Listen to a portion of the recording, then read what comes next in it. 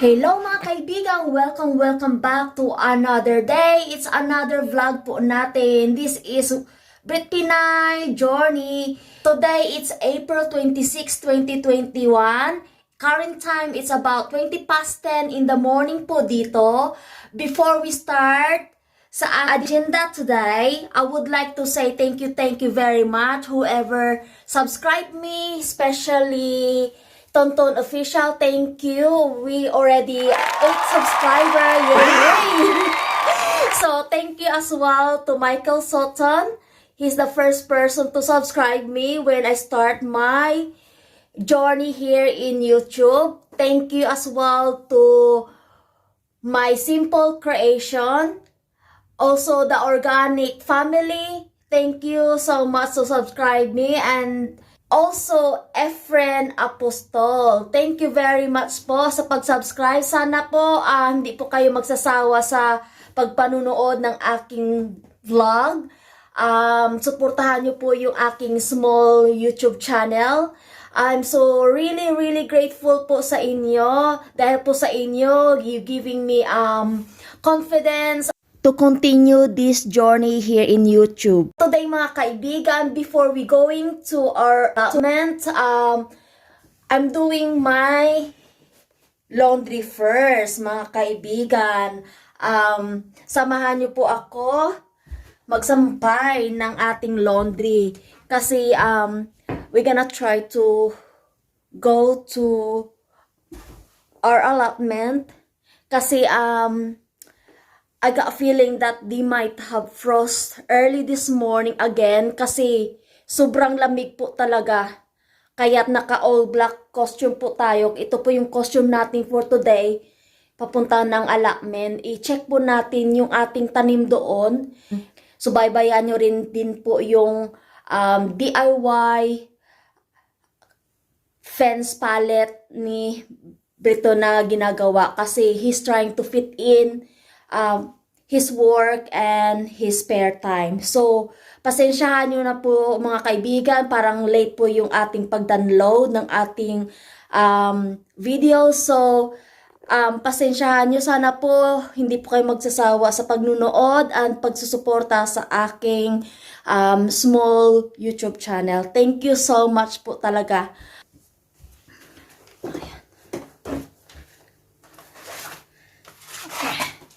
Pasensya nyo na po yung kalat dyan mga kaibigan kasi hindi pa po ako nakapag-tidy up. 3 days off po tayo. So, I'll close this door first mga kaibigan. Malamig po mga kaibigan. Maaga po akong nagising kanina. It's about, 6:40. Tapos bumalik ako nang natulog ulit. And then, siguro mga mga 30 minutes lang po siguro ako nakaidlip ulit. And then, decided to getting up.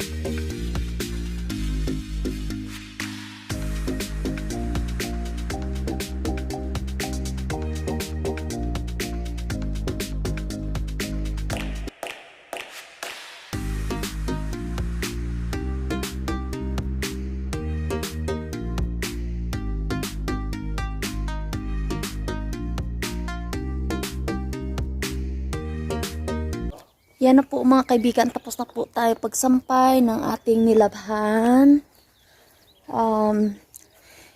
Ito po yung aming back garden. Mayroon po tayong mga tanim dito sa next vlog na lang po yan mga kaibigan. Kasi inuuna po natin yung ating allotment at saka yung ating fence dyan made by pallets. Time check is about 11:25 na po dito. I got already the stuff ready. Yan po. Yan. Ito po yung mga kailangan natin dadalhin doon sa allotment. I brought some another hoodie dyan kasi it's a cold morning talaga mga kaibigan. Duble na po yung mga suot ko pero I'm still cold. Already done the laundry. Tapos samahan niyo po ako, papunta na po tayo doon sa ating allotment. So, let's see what job to be done there, mga kaibigan. Tara na! Paalis na po tayo. Paalam muna. I'll see you when we get there to our allotment. Paalam! Hello mga kaibigan, karating lang po natin sa ating allotment. Time check is about 11:40 na po dito. Bukas po yung gate. Nandyan yata si Brian nandoon. Good morning! You alright? Good? Yeah, I'm alright. Sorry mga kaibigan, na-held up po ako kasi nag-usap pa kami ng kaibigan namin doon sa few blocks of allotment niya. Siya lang po dito kasi mag-isa kanina. So, we have a little bit chit-chat for 15 minutes. So, which is good to catch up. Yan po yung mga kaibigan namin matatanda dito. Mga retirement people. Yan. Nandito na po tayo sa ating greenhouse. Yan po mga kaibigan.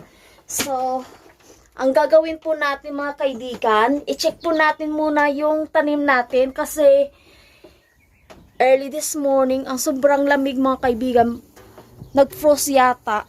So, tingnan natin yung tanim natin, baka namatay na sila.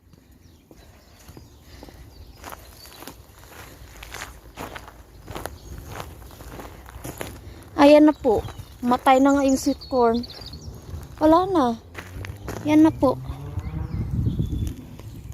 Patay na po sila. Ayan. Yan na lang po, oh. Patay na. It's no good na mga kaibigan yung sweet corn natin. Pero yung French beans natin, nakapag-survive pa naman sila. But that one is starting dying off. Ewan ko mga kaibigan, bakit namamatay sila. Dahil siguro sa lamig. Tapos yung pumpkin natin, tingnan niyo mga kaibigan, matay na rin. So, I trying to clear this out, mga weeds. I nearly finished na mga kaibigan. I already been here for 2 hours na. Hindi na po ako nakapag-vlog masyado kasi I'll trying to focus to finish this job and then I will coming back late this afternoon or evening na mga 6 o'clock siguro pag hindi na po masyadong mainit. Mga kaibigan, update lang po. Current time about 2:40 in afternoon na dito. Ito na po yung nagawa ko pong mga kaibigan. I've already dug them out to the side for the border. All the way there mga kaibigan. I-continue na lang po natin mamayang hapon. Probably siguro mga late na siguro mga about 6 o'clock ng gabi na po kasi still daylight. At ito po yung mga grass na tanggal ko na po dito, galing dito yan. So, uwi muna ako. Magda-lunch, late lunch po tayo. I'll see you later mga kaibigan. Paalam muna. Mga kaibigan, dumating na po kami dito ni Briton. Current time about 6:20 ng gabi na dito. Kasama ko na po siya. Doon po siya, nagdadamo doon. Ito na po yung ginawa ako kanina nung hapon. Bumalik lang po ako dito kasi magdidilig lang po kami quickly ng tanim namin. Yung French beans dyan. sad to give you a news mga kaibigan, yung sweet corn natin namatay na po. So that patch area, gagawin ko na lang po yan ng peace plant patch. Yan po yung gagawin ko na lang po. At saka punta po tayo dito sa ating greenhouse kasi early on hindi ko po yan nadiligan. So I didn't water them kasi yung soil basa pa po siya, so I didn't water them. So yung iba kailangan na po siyang i-water. So malalaki na po yung peas natin, is ready to be planted. Pero sad news kasi the weather is not really good again mga kaibigan. Lalamig na naman siya tuwing umaga, baka magpo-frost na naman po. Pero bukas daw mag-rain daw bukas. So tubigan lang po natin po yung ating mga tanim. Yan na po mga kaibigan. O tingnan niyo, update natin sa ating peas. Malalaki na po talaga sila. Kailangan na po talaga itong i-planted.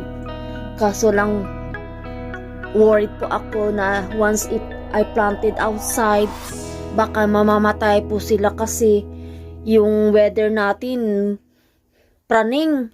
Ano ba yan? Pero tingnan niyo po mga kaibigan yung tanim kong sitaw.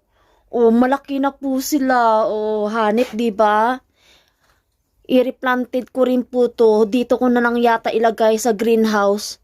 Tapos i-check ko na lang po. Parang hiyang po sila dito. Baka ilipat ko sa labas, baka mamatay po sila. Yan po yung ating sitaw. I planted 2 years o 3 years ago na sitaw. Namatay po siya. Pero this time, tingnan yung mga kaibigan. Tumubo talaga siya. Mahal pa yan. Yung ilang seeds lang. 9 seeds. It's about 3 pound. Hinihingi lang yan sa atin sa Pilipinas. Yan po yung update natin mga kaibigan. So tingnan natin kasi tinitingnan ni Breton yung ginawa ko dyan. Died off, di ba? I don't think so. Mga kaibigan, correction po. I thought last week Breton already planted the potato. I made mistake. I'll let you know mga kaibigan, hindi pala. He just only preparing the potato patch row dyan so that he can planted ready the potato. But today we manage to planted the potato na ngayon. Yan po yung gagawin ni Breton na para out in the way na daw yung potato namin para tumubo na po siya kasi uulan daw for few days this week. So piniprepared ko na po. I've done already there. So yan na po yung gagawin ni Breton na mga kaibigan. So making sure that straight line po siya.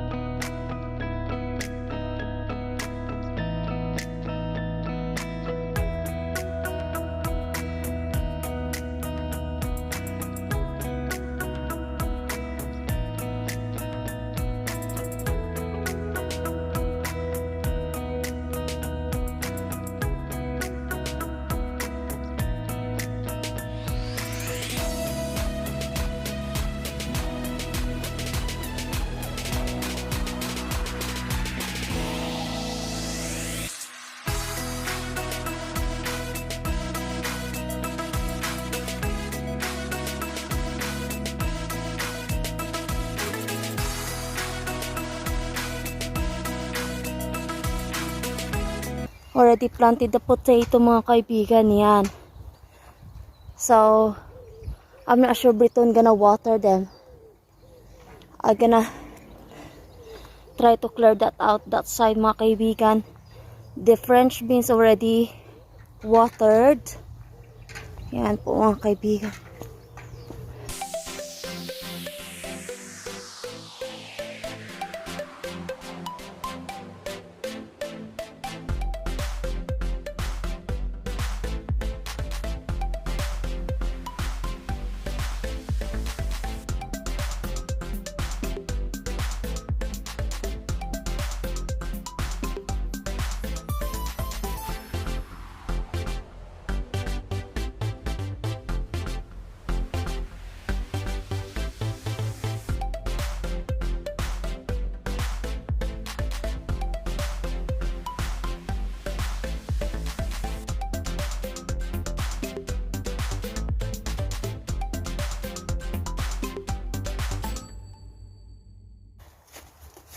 Mga kaibigan, na-flatten ko na yung soil dyan banda. Lipat po natin yung black currant. I'll show you mga kaibigan. Ito po yung black currant. Lipat ko po dyan kasi out in the way po siya. Dug a hole there. Kasi I'm gonna remove the black currant from there and transfer that hole mga kaibigan. So, keep watching na lang po mga kaibigan.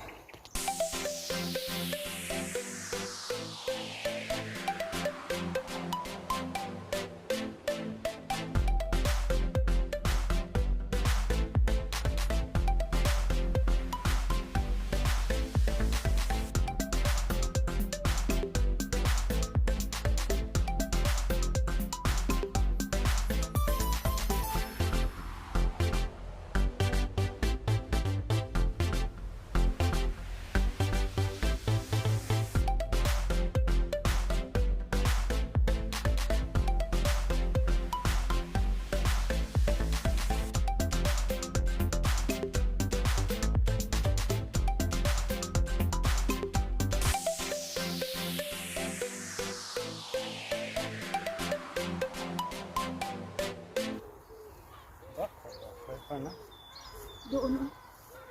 Look, the vineyard. Yeah, because it's from there, then it stayed in. You only have to have one tiny bit of it. But they grow crazy though. Oh yeah. It's a long hard battle to get rid of vine. I see something. Some man now. It's going to be inside it, deep inside all that.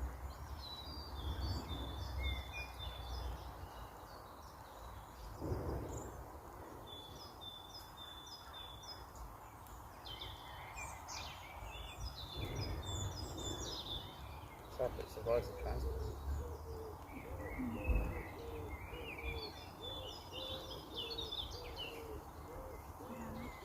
Want to watch this place out?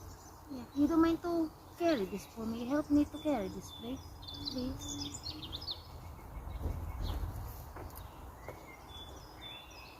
One, two, three, up. Yan na po mga kaibigan. Because the hole that I dug out is not digging. Huh? This is not a spade, it's a shovel. It's not long enough mga kaibigan. It's not good for digging. You want the like a sharp one, the pointed one? You haven't got one? I think Roger got some. Yan po mga kaibigan. Kasi it's not deep enough. So, i-planted namin. It's going to keep falling back in. Yeah. It's dry. Much as I shovel there, fall back in again. Yeah.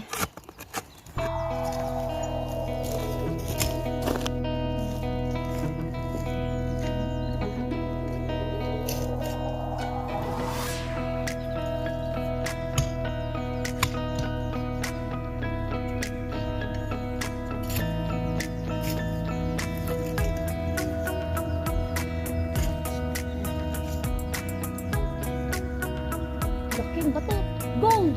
Oh, not You wish. gold of stone.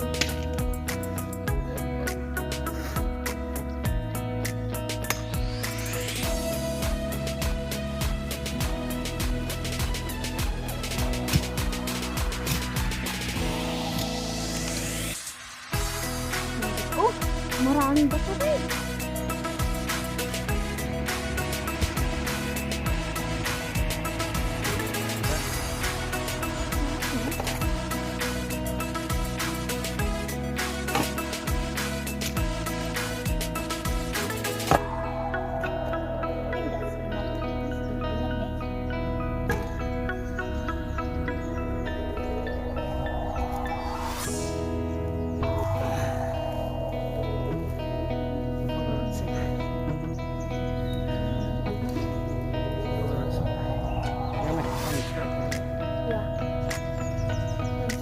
Yeah, straight, yeah. Yes, yeah. You think?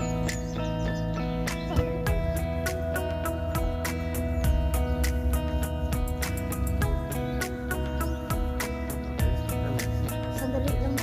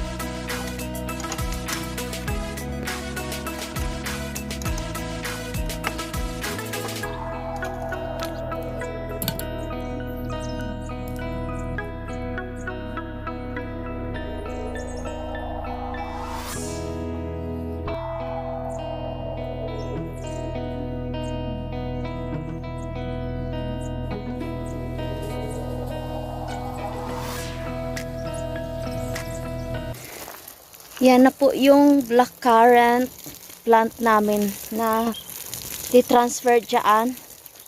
Hopefully, it's happy on there. Second time, didn't it? Second time na po yung ni-remove namin. I'm happy to put on there. Kasi parang may mga, at least parang may ano-ano dyan, may tanim-tanim dyan masyado sa side na yan. Paalam ng mga kaibigan, dito na po magtatapos ang aming vlog. Current time is about 7:25 in evening na po dito. We done our job here.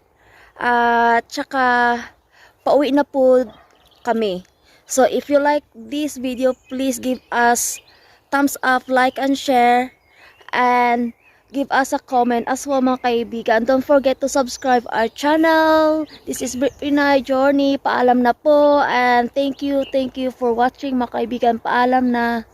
Si Briton. Yan. Palawan.